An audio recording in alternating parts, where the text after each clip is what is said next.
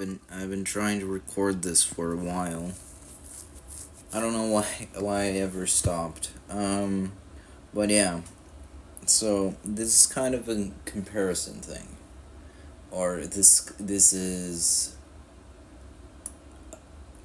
trying to show you that what kind of situation we're living in. And a good example would be They Live, the movie. So, for a brief synopsis of the movie, a drifter named John Nanda finds a pair of sunglasses. He kind of stumbles upon a cult that has these sunglasses, but when he puts them on, he sees that aliens are controlling humans. He sees, subliminal messages like the obey sign in the background and consume, etc., etc. Then and the Nanda joins a resistant group that I talked about before, and the cult thing, to fight back and destroy the alien signal and wins. So he destroys the subliminal messages. Um, Good. I don't know.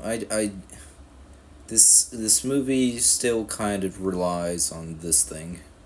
There's a us versus them dynamic between people, and I don't think so. Even if the in the universe's logic, the people are like, turned into aliens. Some people are aliens. They come from another planet. It's just not explained very well where everything was, and I think people who have conspiratorial mindsets kind of think don't even I don't know, question where the evil, ultimate evil, is coming from. They're always pointing out, and I think it's just kind of a habit. So yeah, this the movie. This is real life. Okay, a dude named Julian Justice finds out that the world is just a bunch of living habit structures, interacting with each other, ultimately abstracting. Um, it's just self organizing. It's just self organizing habit structures. They're like fighting each other all the time, and self organizing.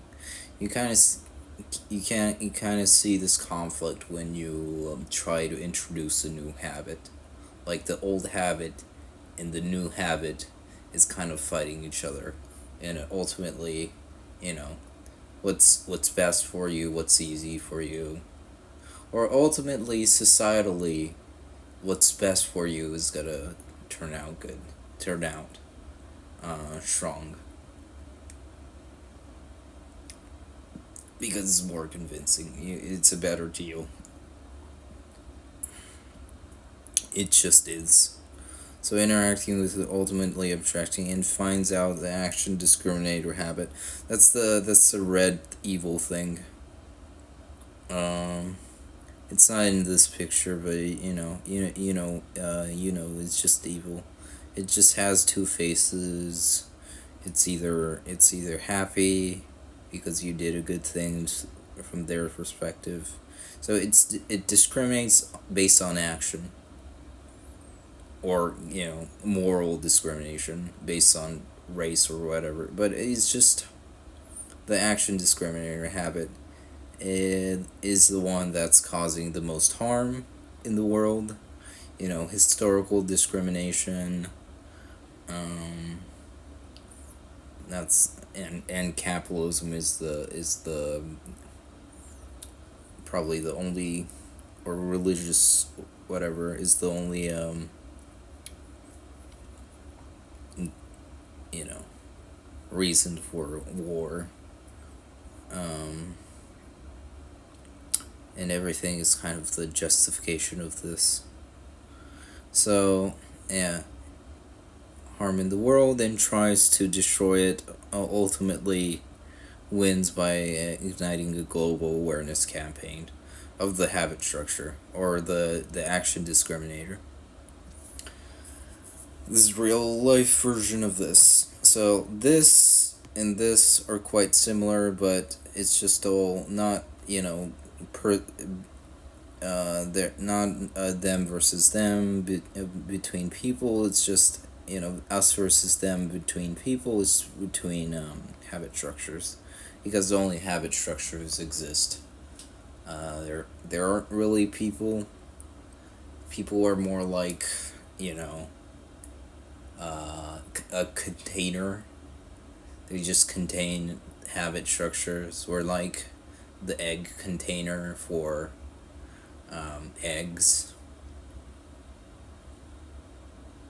Yeah, or like, nothing is without, your phone is nothing without the software. Think of it like that. And the software is a bunch of memes. That's literally true for phones. That's literally true for any kind of program. Any kind of thing that runs programs. So we're like containers. You're probably getting the point by now. So, I recently read half of this book. I haven't gone full way. It's 2 hours, so I should be kind of done. It's kind of repetitive, so but in a good way, because it's just like trying to brainwash you in a good way of this habit. So, yeah, the world is just finally ultimately organizing. So this method is basically this. It's my interpretation of it. Habit structures put out mind maps in order to preserve itself, or should I say cannot preserve itself if it doesn't have certain defense mechanisms. The habit would automatically change, obviously. So, if you don't, uh, you don't have habit structures that don't survive. Obviously, you don't have habits that don't keep themselves. You know, don't protect themselves. So that's so. The defense mechanisms look like, that's a sacrifice to quit the habit. So you think, quitting smoking, for example, or quitting Diet Coke is some kind of sacrifice. But it's ultimately, obviously, a better deal to not do certain things. To not overly indulge in whatever, you know, thing that has ultimately a long term consequences, etc. It's just a thing. If you avoid the mind trap, you can avoid the habit. You know, Obviously, it's easy to quit. That's why it's called the easy way, because it's easy to quit. And the thinking it's hard in the first place is kind of a mind trap. And so it's thinking it's a sacrifice to quit the habit is ultimately a mind trap. So ultimately, you have to actually believe that it's a better deal in order to commit to quitting. So I should do that with procrastination and action discriminators. So that's why I started doing sit-ups. Probably, I'm planning on doing 1,000,000 sit-ups. I'm at 513, I guess, right now. I've been counting. I have a counter out app. But yeah, action procrastination, action discriminator.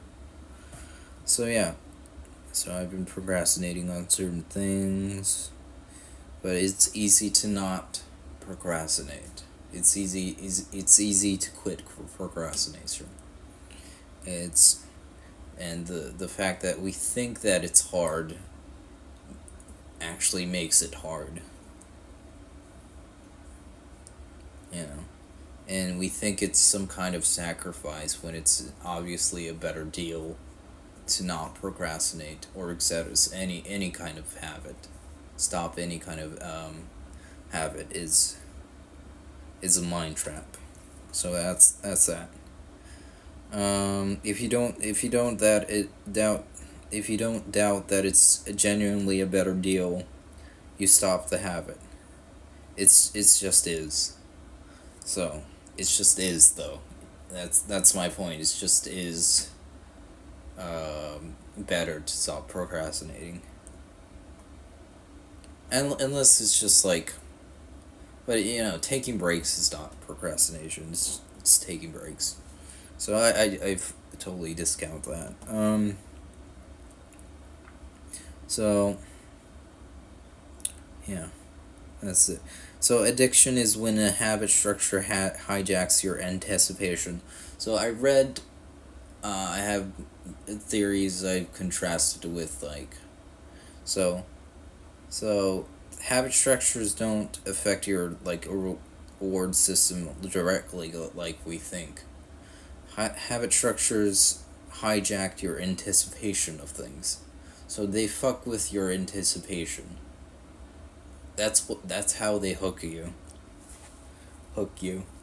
So you think that it's bad to quit, like it's a sacrifice, that it's hard, but it's actually not. So that's actually the mind trap. Think like questioning the habit, questioning quitting the habit is the mind trap. Okay, it's fucking with your anticipation to control you. That's its defense mechanism. And you don't. So obviously, it will naturally change if it doesn't have any defense mechanism. So all your habits probably have some sort of defense mechanism. Um, at least the ones you care to defend. But yeah, system. So it affects your dopamine system because your anticipation. Yeah, dopamine comes from anticipation. That's what I have noticed from like quick YouTube searching or lectures on the dopamine system. So it comes from the anticipation of a reward instead of like after the reward, which is kind of interesting. And there's a natural selection. That natural selection means the one who doesn't have defense mechanisms ultimately die. Um, so the ones you have are incredibly good at manipulating because the ones that are bad at manipulating, eventually you change the habit. So yeah. So, you can see that the ultimately good habits survive because it's just a genuinely a better deal. So,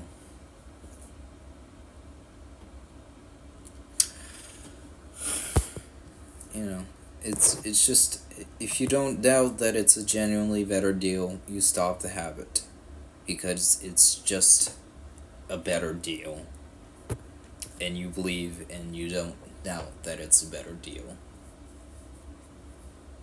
If you want to keep the habit, some habits are obvious, like exercising, you know, neuroplasticity and all that. So that's it. Tell me what you think. Just actually tell me. Just type in what you think and, call me.